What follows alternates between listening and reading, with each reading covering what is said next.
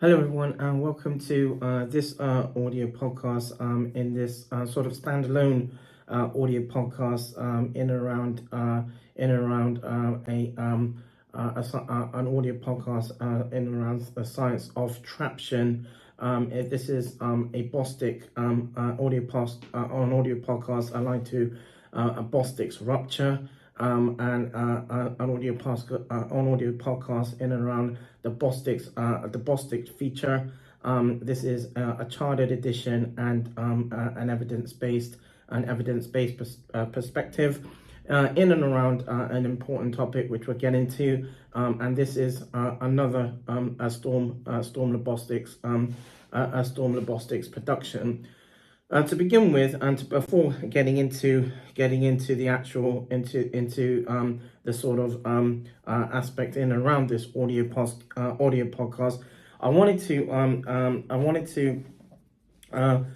to highlight some aspects or some pretext, if you like, in and around this audio podcast for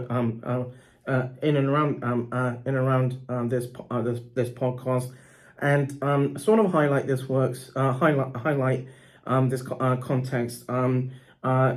as sort of a preempt, if you like, to the main aspect in and around this audio podcast, by sort of reading or referring to a text, a context that had been published in this book, as in a book publication, in a book that I came across, and that I've recently come across, and something I wouldn't normally do, but in light to this particular audio podcast, I thought it'd be completely sort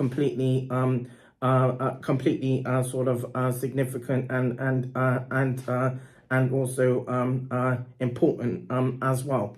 So there's this book publication by Rupa Maria and Raj Patel, called Inflamed, and looks into where the publication by the authors look into deep medicine and the anatomy of injustice. And so in this works, there's a part of the book, or in part of the initial pages, if you like, of the book, of this book, sort of referred to as the world burns, and here it says, or the authors have said, your body is inflamed. If you haven't felt it, if you haven't felt it yet, you or someone close to you soon will. Symptoms to look for include uncontrolled weight gain or unexpected weight loss, skin rashes, difficulty with memory, a fever, trouble breathing, and chest pain. Inflammation accompanies almost every disease in the modern world. Heart disease, cancer, inflammatory bowel disease, Alzheimer's, depression, and more. The difference between a mild course and a fatal course case. The difference between a mild course and a fatal case of COVID-19, the authors inform, is the presence or absence of systemic inflammation. Your body is part of a society inflamed. COVID has exposed the combustible injustices of systemic racism and global capitalism. Demagogues around the world kindle distrust and hatred. Governments send in the police to impose order, monitor lockdowns, enforce a return to work for those who comply, and and incarceration for those who do not. And so from the United States, to South Africa, India, Brazil, and China, people suffering oppression set tires and cars and gasoline alight on barricades. The petrochemistry of protests reflects the materials that are available hand on hand. Everything that has been made from fossil fuels, energy, food, medicine, and consumer goods. The world has been organized to burn. And so in this, in around this, at least from part of this this particular publication, I now want to go into sort of the basis in around the sort of the main sort of aspect in around this particular audio podcast and the science of Traption, and this now goes into this audio podcast sort of delves into sort of the sort of audio podcast that has been previously highlighted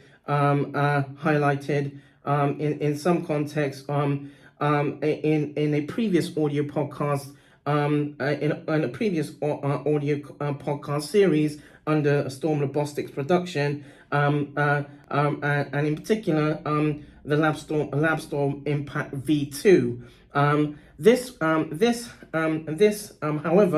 However, based on in around this the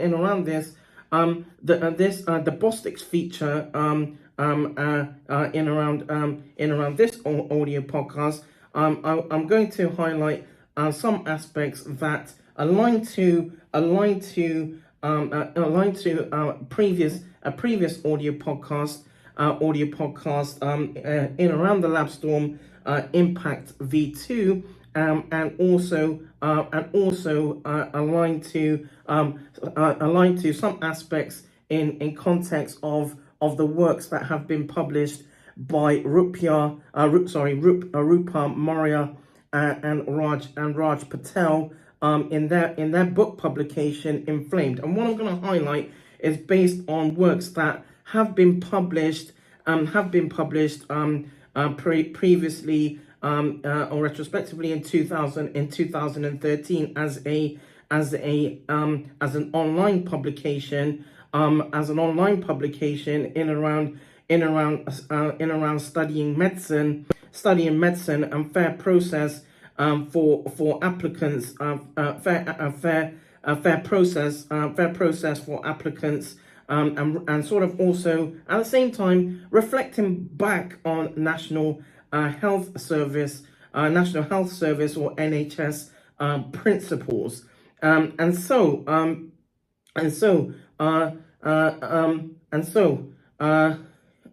here goes. Part of this, to begin with, the part of the introduction here. So, of course, of foremost importance is the observation that to study medicine is and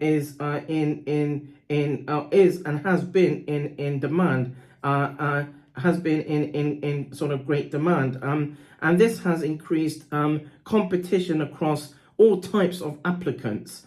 Evidence suggests that there are more applicants applying to study medicine than institutions can accept.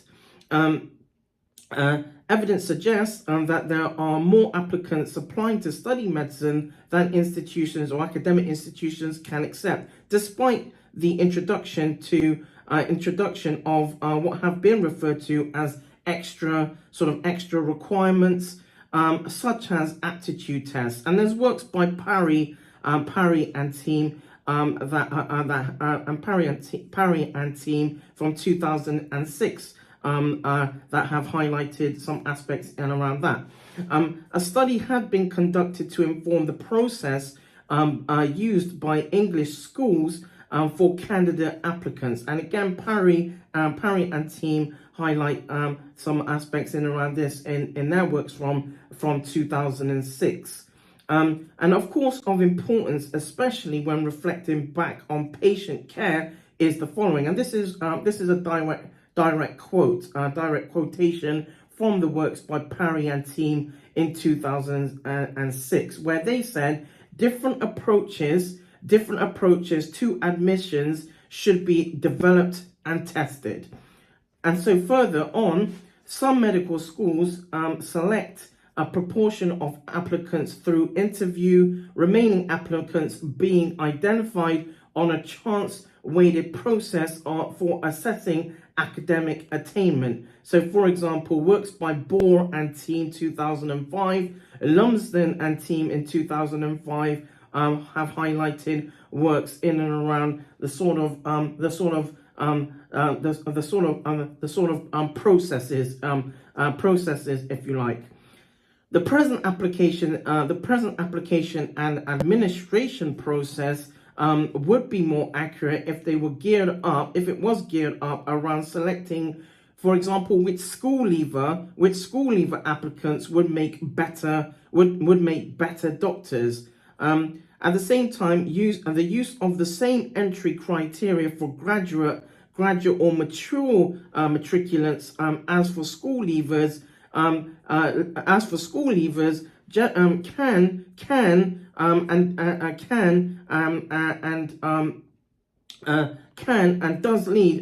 lead to what's been referred to as discrimination. The current and single application scheme, for example,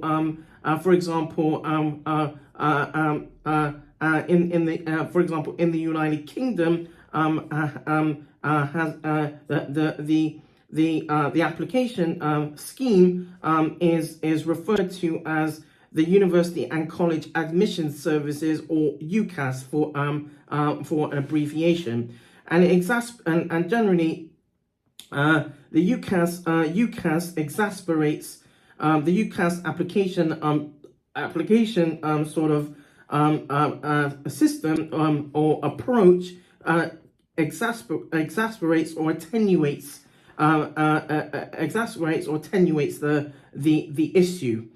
Graduate and mature applicants, though they may meet the traditional entry criteria and may have excellent potential, are frequently disappointed. And there's works again by Bohr and team in 2005, Lumsden and team in 2005 also have highlighted some aspects in around this. The objective for medical admissions is to select applicants who will achieve and comprise of good doctors, regardless of academic or career background. And again, Lumsden and team have highlighted some aspects in around some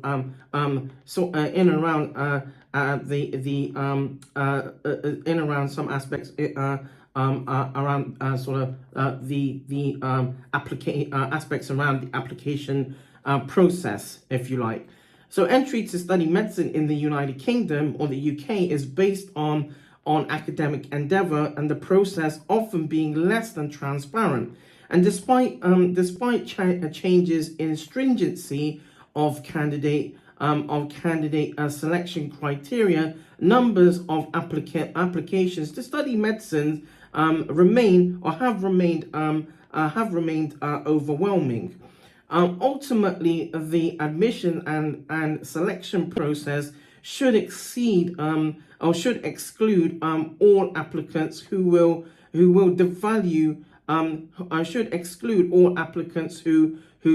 devalue the profession. And it is intriguing to note the following statement, the following statement, which again, the following statement is a direct quotation. So high academic achievement in school leaving examinations has been shown to predict success in empathy. That's a direct quotation that has come out of a paper publication by Lumsden and team from 2005. Graduate applicants may demonstrate a variety of relevant attributes and not tested by examination.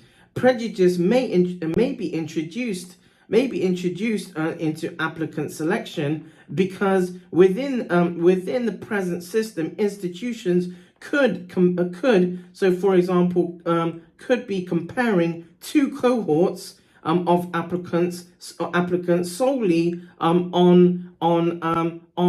for example secondary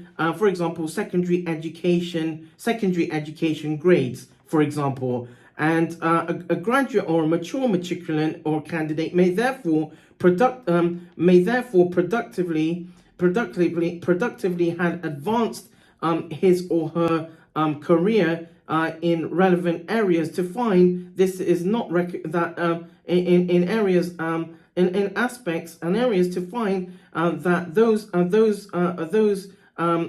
aspects are not recognized as a valid medical matriculation or admissions criterion. Now, the works and this works and the aims of this works in this particular publication, or this works that was published in 2013, it was proposed that there should be a separate selection and admissions process for graduate applicants to study medicine or to medicine. Now, in and around this, some context in and around the National Health Service or the NHS. So behind this proposal is the recognition of core values and mission of the United Kingdom or UK National Health Service or NHS, and the consequential requirements of today's clinical practices and the doctors which serve them. And since its launch in 1948, the NHS, the National Health Service, has grown to become perhaps one of the world's largest publicly funded health service. It is one of the most efficient or egalitarian and comprehensive. The NHS was born out of the long-held ideal that good healthcare should be available to all, regardless of personal wealth and circumstances. The NHS Care offers everything has offered everything from screening and routine treatments to organ transplantation, surgery, accident and emergency treatment, and end-of-life care. And there's a website. There is a website for the NHS, and listeners are welcome to check that out as well. So the NHS core principles include, for example, wherein there was a launch by the Minister of Health in 1948 by Aneurin Bevan, where the NHS was founded on three main principles. Number one, that it meets the needs of everyone. Number two, that it be free at the point of delivery. Number two, that it be free at the point of delivery. And number three, that it be based on clinical need. Now, the NHS mission is twofold. Number one, and these are direct values and missions in around the NHS specifically. Number one, we believe that patients' needs and experiences are the first and uppermost consideration and best outcomes result when patients, their carers and relatives and staff are active in decision taking. Number two, and we believe in the continuous improvement in everything we do, that staffs dealing with patients, their families, and each other should be conducted with courtesy, professionalism, integrity, openness, and respect. So in March, it was in March 2011, the Department of Health published the first NHS Constitution, which covers the principles of the NHS and the rights of its patients. Patients' rights embrace how to access health services, the quality care patients receive, the information, treatments, and programs available to them, and patient confidentiality and the right to complain as well. The NHS Constitution is written in consultation with health professionals and patients. And this should be apparent to all medical applicants or matriculants, who should be expected to have a working understanding of what patient care really means. At the same time, quintessentially, medical schools admissions officers need to reflect on those principles in maintaining standards. So now this goes into the aspect in around studying medicine, and frameworks and sort of guidelines. So medicine is an intensive career pathway, and clinicians now need to be able to introduce an understanding of basic science, for example, into practice, and appreciate patient involvement research. And there's works by Thompson and Evans from 2009 that highlight some aspects in and around this.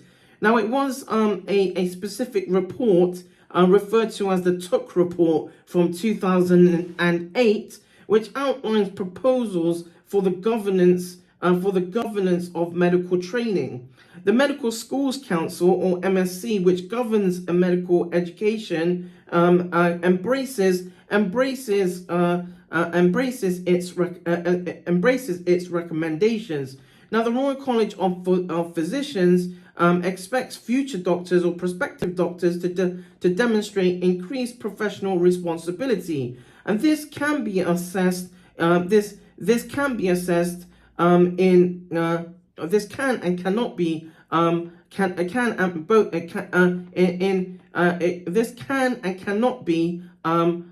sort of assessed, and depending on whether applicants or matriculants are graduates or mature applicants or matriculants, or school leaver applicants. For example, at least in context in context of applications to study medicine as a paper exercise.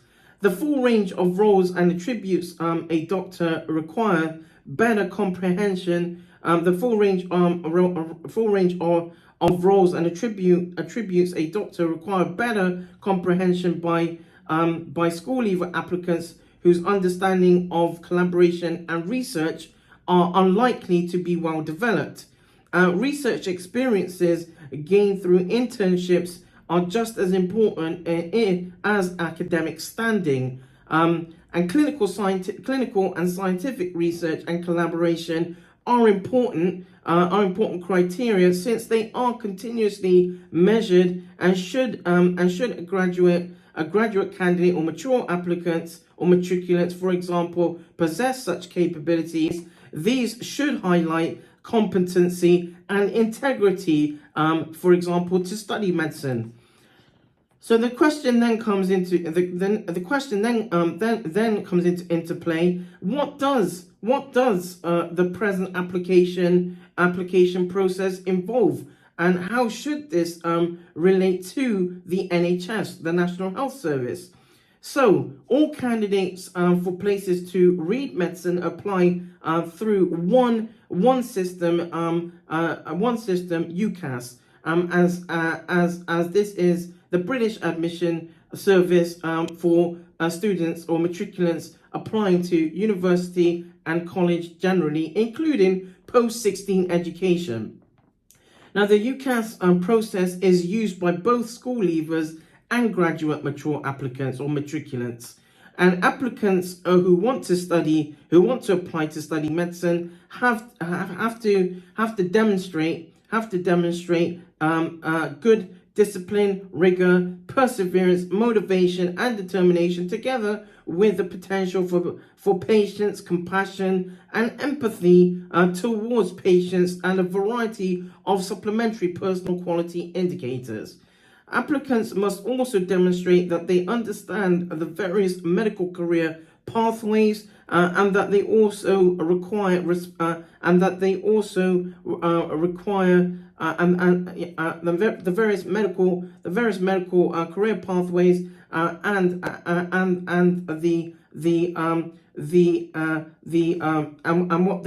what they require accordingly. Now, there's works by Anderson and team from 2011, and there's works by McHarg team in 2007, and sort of more retrospectively by Searle and McHarg in 2003 that highlight some aspects in regard to sort of medical career pathways, etc. Now, the current policy or policy implies or applies a range of general criteria, including academic achievements, for example, cognitive measures, coupled with experience through internships or even voluntary work. For the secondary education applicant, the expectation is to achieve exceptional, for example, general secondary education, and A-level grades. And those works by Albanese team in 2003, and works sort of retrospectively that look at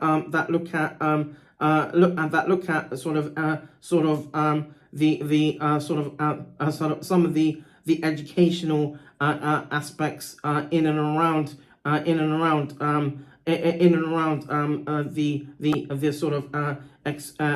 the expectations of applicants. If a graduate or mature applicant is offered, for example, an interview, he or she receives or can receive a mini objective structured clinical examination, or what's been referred to or has been referred to as an OSCE, including the general questioning or line of questioning along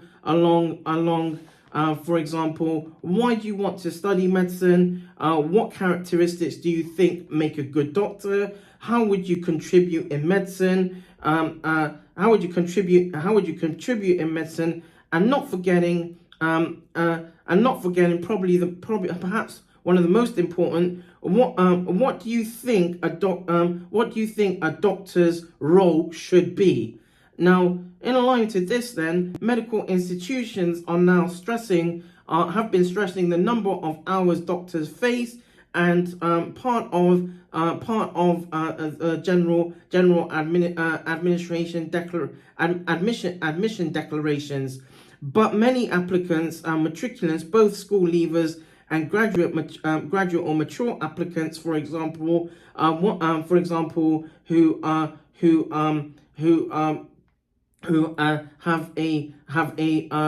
a sort of wanting to study medicine, tend to acknowledge this, and further clarity and transparency are thus required on entry criteria and the selection process in order to prevent or preclude selection bias and potential if not outright prejudice.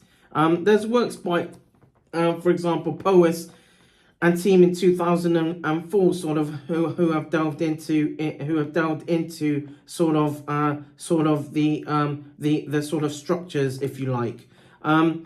Now, in and around some of the present, the present issues and complications. So traditionally, in both the United States and Canada, for example, medicine is read at postgrad level.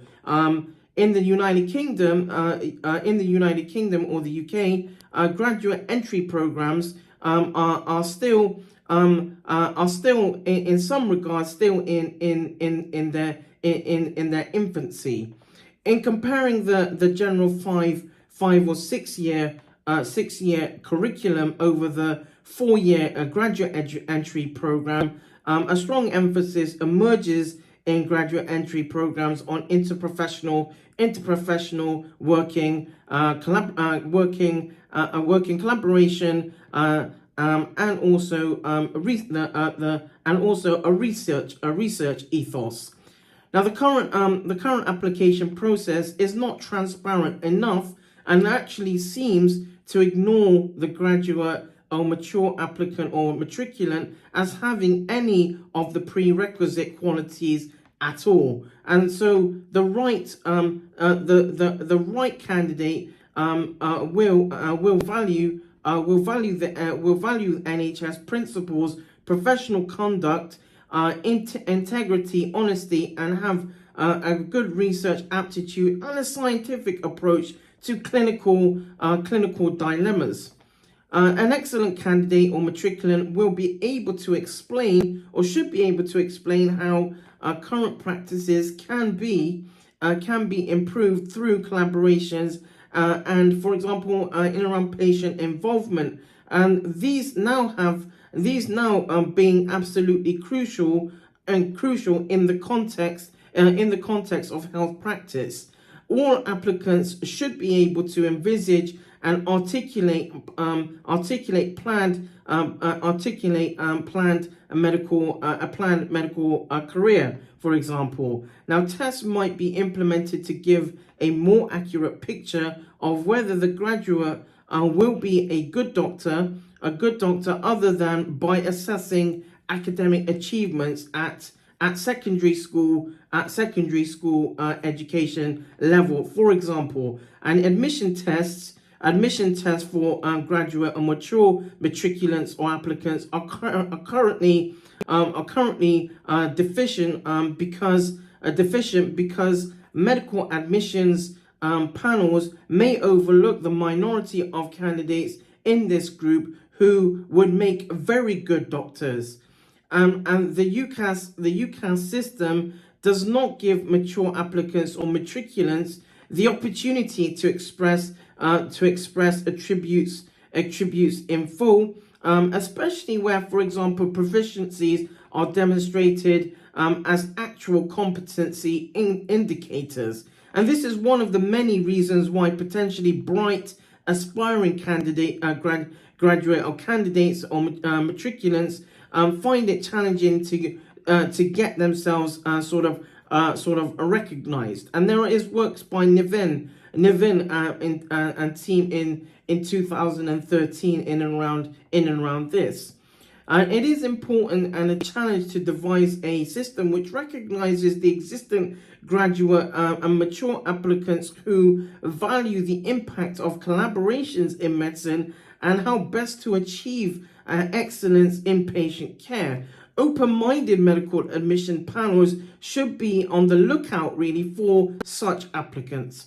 Admissions criteria should reflect the balance in the assessment of academic effort, experience, and consistency. The current process, including admission tests of applicants, directly compares the school leaver and graduate or mature candidates, creating inconsistencies in the admission and selection strategy. And using secondary education A-level grades to select school leaver candidates is an excellent way to predict potential competency and rigor of school leavers when comparing school leavers with other school leavers. For example, post-16 students should be complemented for demonstrated rigor early but they may still have premature understanding of, for example, the National Health Service, the NHS. The graduate and mature candidate or matriculant, on the other hand, may have demonstrated both academic ability in science or another discipline, for example, as well as originality and sophistication. The Medical Schools Council, or MSC, should develop policy to separate the two population of applicants or matriculants, and for example, noting the following, and this is a direct quotation from two different sort of works. So number one is where a paper from retrospectively from the 1980s, and specific in around the 1980s, the late 1980s and 1987 by Arnold and team, where they say the humane physician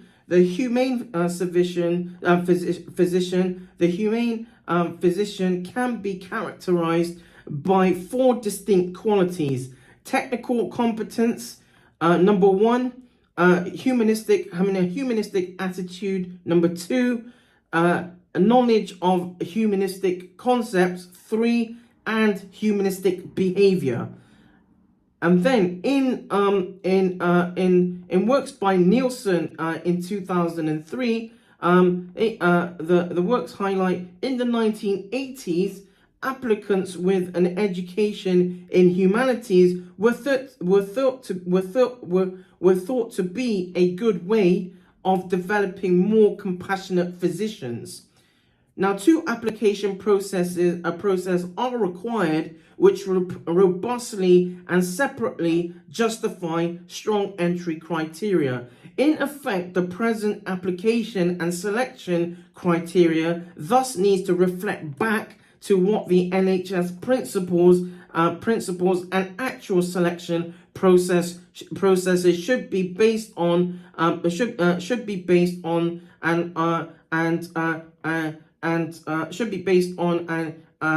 encapsulating the sort of core values, on the main values. Now, in and around the mature applicants and the selection, the graduate or mature applicant who has achieved, for example, a good honors degree, preferably in a scientific program, for example, around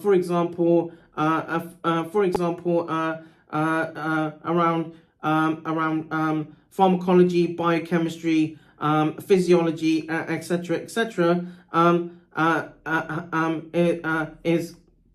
has been noted. Has been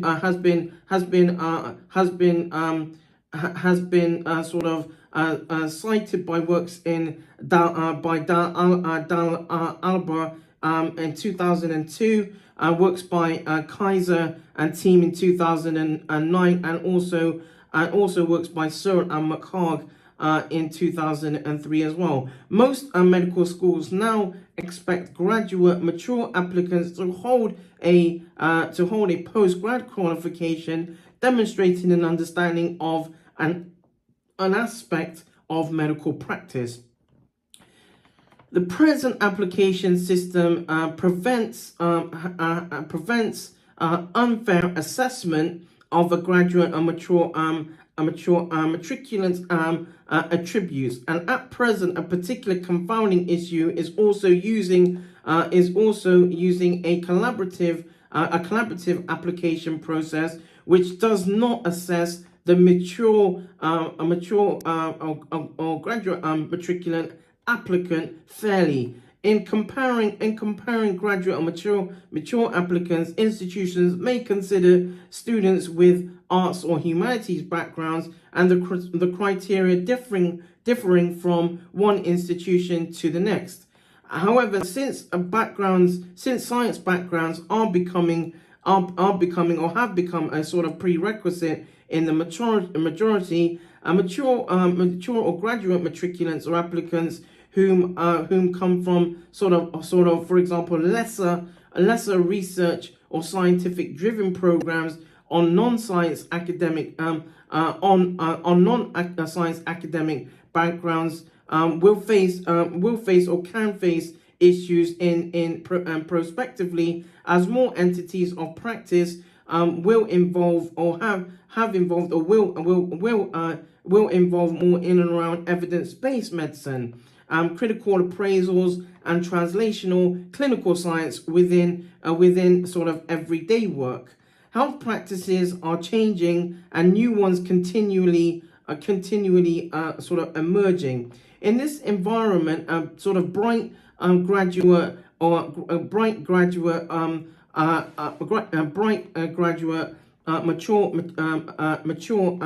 matriculants or applicants who demonstrate, for example, autonomy, relevant practical competencies will have considerable or should have considerable potential, and will be able to and should be able to relate sort of experience closely to working in the National Health Service or NHS.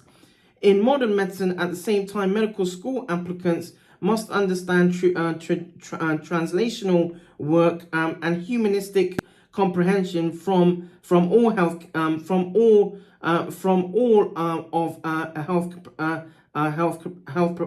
professionals' sort of viewpoints.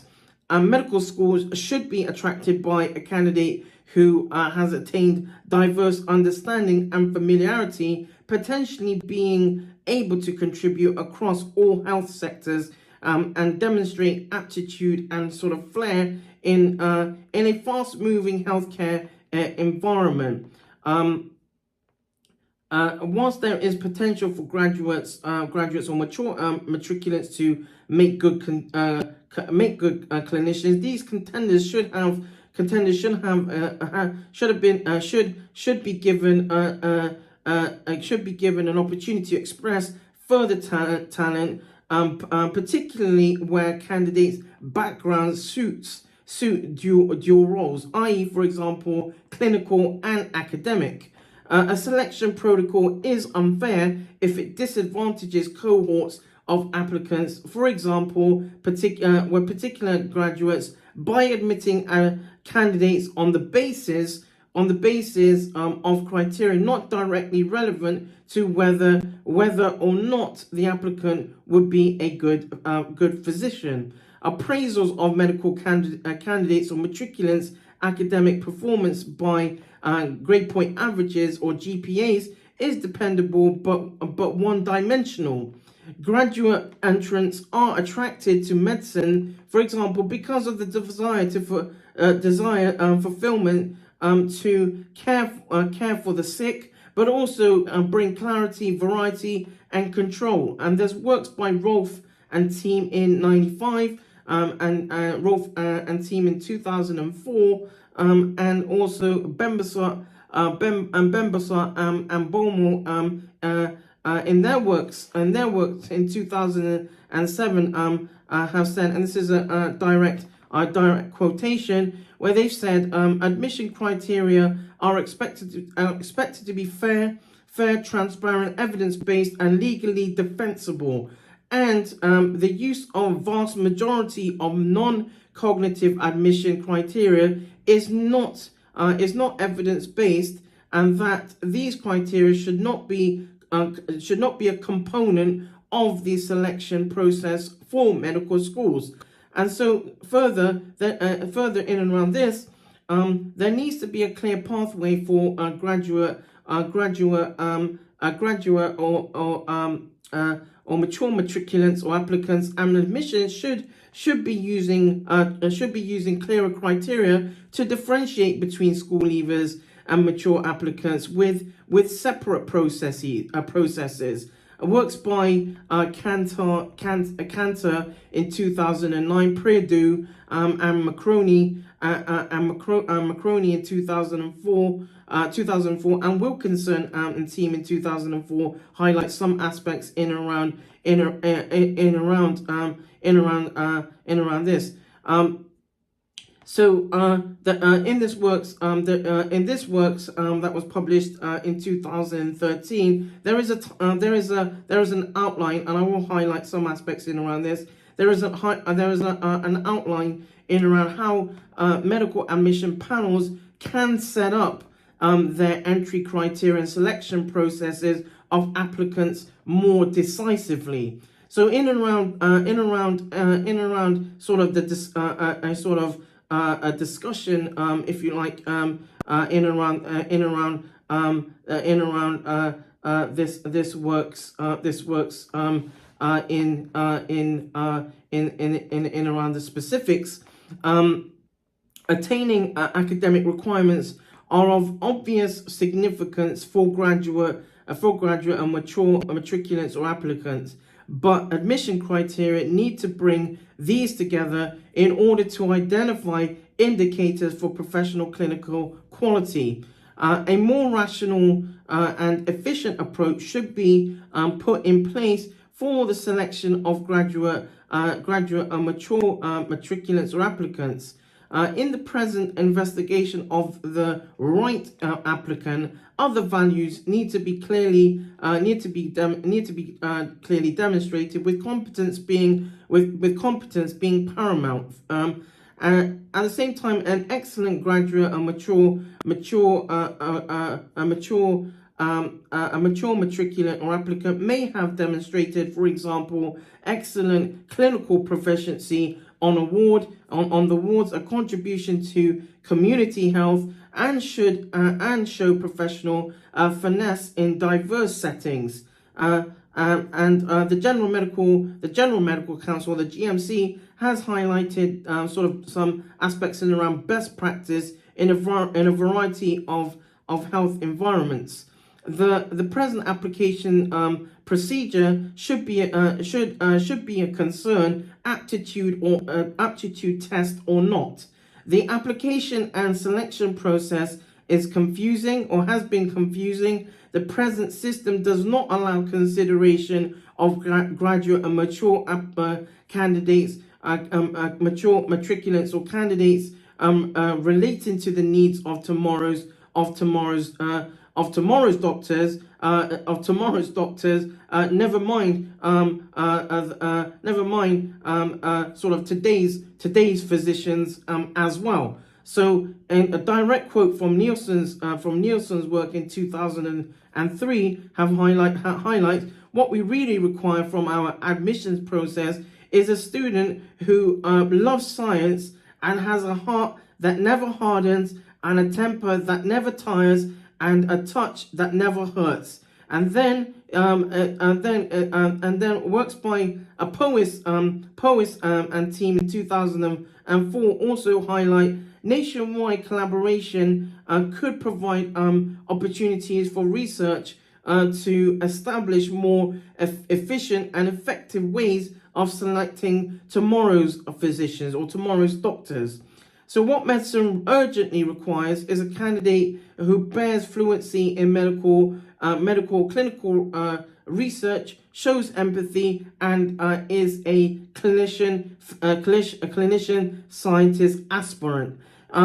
If an applicant is also a long-term patient, for example, who actually realizes translational efforts momentous in, for example, their own care, then this is also an advantage.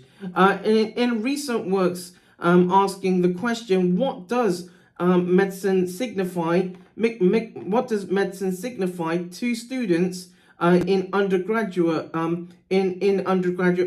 medical education?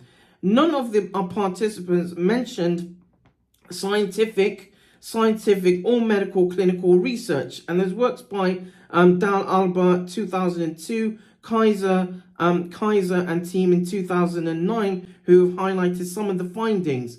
And school leaver applicants are accepted into medicine based on potential competencies, and for these particular applicants competencies can only really be realized over time. And so indeed they need to address ways in which medical knowledge and medical care are viewed needs to be continually reassessed as part of the medical education process.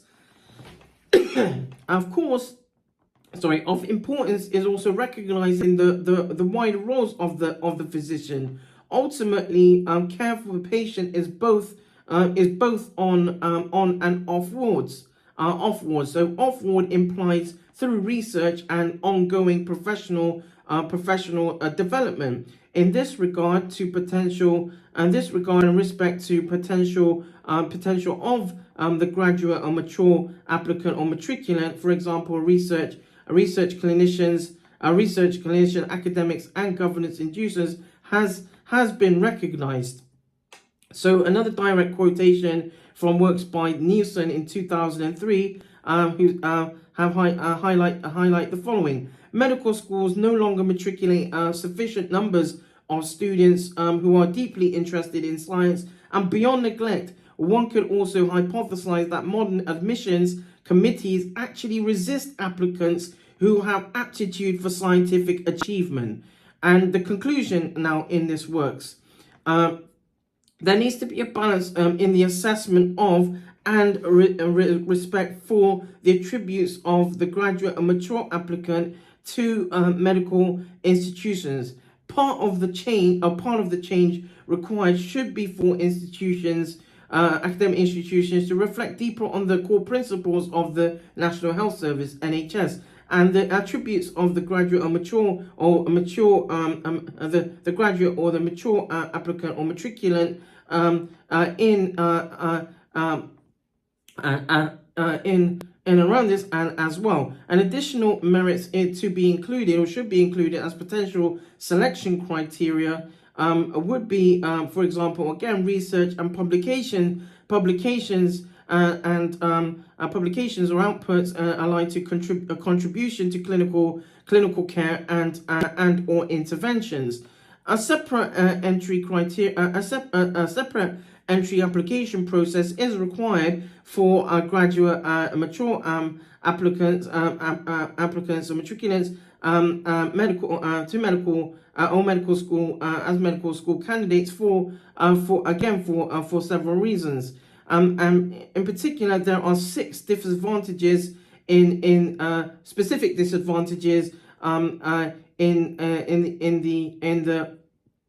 there are six advantages in the implementation of proposed or what have been proposed process. Number one, it would be better to select tomorrow's physicians in accordance with the Medical Schools Council and the General Medical Council objectives. Number 2, graduate and mature matriculants or applicants will be better recognized for distinctive attributes. Number 3, the application process will be less arbitrary. Number 4, a selection bias would be reduced. And number 5, it would set a more established balance between mature and graduate matriculants or applicants and school leaver applicants. And 6, potential competency versus actual competency would also be better identified or distinguished. If there is a graduate and mature applicants out there who possess a unique insight into medical practices, then this individual or individuals should be considered seriously. Doctors today need to know that patients' voices are important, and that they influence decision-making processes. In essence, two populations of applicants exist. Selection and admissions of both groups of applicants or matriculants should be maintained with balance, fairness, and justice. In instigating a separate application process and re-evaluating the credentials and criteria for graduate and mature aspirant physicians or doctors should be at the top of medical school education agenda. At present, there is potential selection bias and discrimination when comparing two groups of applicants or matriculants. Having a separate application process would provide medical admission panels with the knowledge of how mature or graduate matriculant or applicant's background sort of reflects in around the values of the National Health Service or the NHS. So in this works that have been published, I was published as an online publication on MedEd World.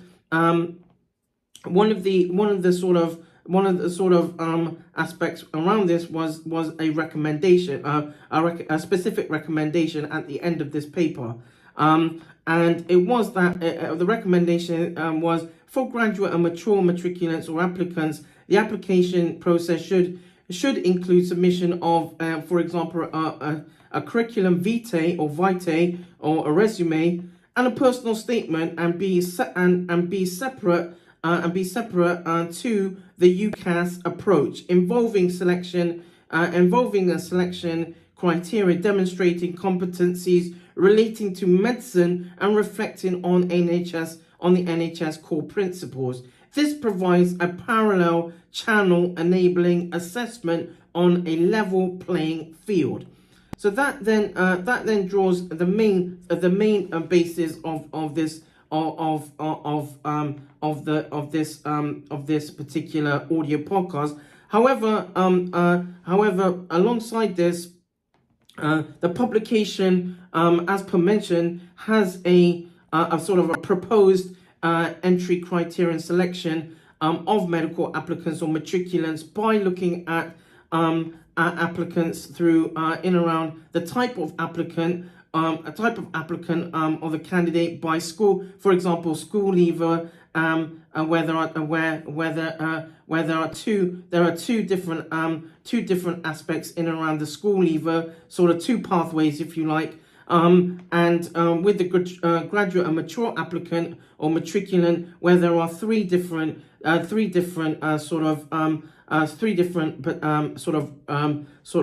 bases, and the bases in around these are linked to, for example, qualification, and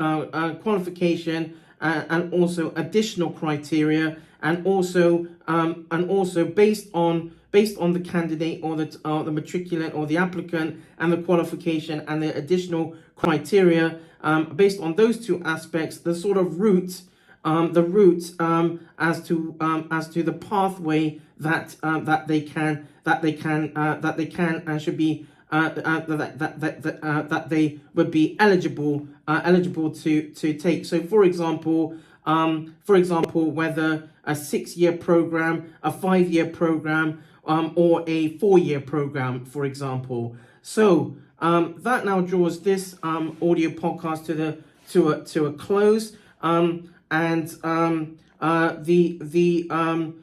This audio podcast online will have some references or resources in and around this particular aspect, this particular focus, and there will be some website listings where any listeners can check out the sort of resources, and in line to apart from what has been apart from the sort of generalities in around the aspects around this audio podcast, and in around this works that had been published in around 2013 and is available sort of online. Looking back at the sort of excerpt, if you like, of the works that had been read out in this publication, by Rupa Maurya and Raj Patel in around Inflamed Deep Medicine and the Anatomy of Injustice. They also go say they also say here as a consequence the again they say under context in around as the world burns. They say, as a consequence, the planet is inflamed. Global temperature records are being broken. Forest fires have turned from annual to perennial events. Oceans are rising, and storms have become bigger and stronger. This is the epoch of endless fire. Human destruction is tearing apart the web of life, shredding the network of relationships between organisms and places in which our lives are embedded. Inflammation is a biological, social, economic, and ecological pathway, all of which intersect and whose contours were made by the modern world. So, in around this, this is where I end this particular audio podcast in context of what has been highlighted, and in around looking at sort of medicine and sort of a looking at medicine as sort of a fair process for graduate and mature matriculants or applicants, and again reflecting back on NHS, the NHS or National Health Service sort of principles, and I leave this audio podcast in by way of also sort of a sort of a some aspects of contemplation, where anyone who listens in on the audio podcast online is welcome, more than welcome, to actually share add any comments, etc. And please feel free to do so. Access to the publication. There will be a link to this particular publication online from the works that was published in 2013. It is a sort of a standalone application. A standalone sort of publication. And on social media there will be an overview in context of the abstract around this as well. So that's where I end this audio podcast. This has been an audio podcast in and around the science of Traption. This has been an audio podcast aligned to a Bostix rupture. This is a chartered edition and evidence-based sort of audio podcast, aligned with being another Stormler Bostix production, and an audio podcast, as per mentioned, part of the Bostix feature. Thank you for tuning in and listening in on this.